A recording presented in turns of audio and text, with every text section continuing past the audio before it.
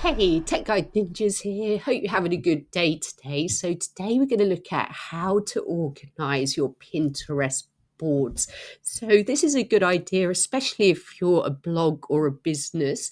So organizing your boards helps people find the content that they're looking for. It also helps with your Pinterest SEO and helps Pinterest know what your content is about and who it should show your content to.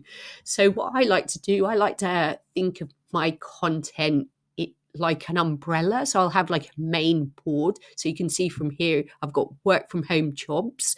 And then I'm going to have lots of subcategories next to it that are related. So I've got remote jobs, no experience, work from home companies, work from home opportunities, easy side jobs, part-time jobs. So I'm going to add to this as I go along to add sort of new keywords as boards to help people find my content on Pinterest.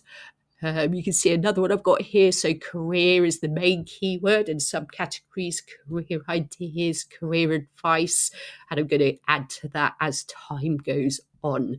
So if you want to organize your boards, you can use this little icon here. So click on that. You can sort your boards by A to Z, last pin added or custom, like what I've got. Organizing your boards is really easy. You can click on them and just drag them across so you can organize your boards to help people find them really easily. If you're on your phone, you can do the same. Just press on the board and drag it across.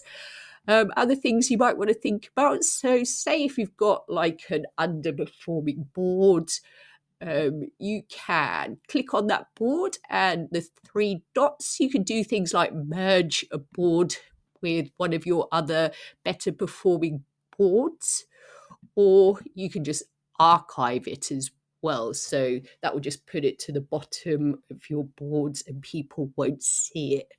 So those are the different things you can do to organize your boards. I hope that was helpful. Please give the video a like and subscribe to the channel. I will see you soon.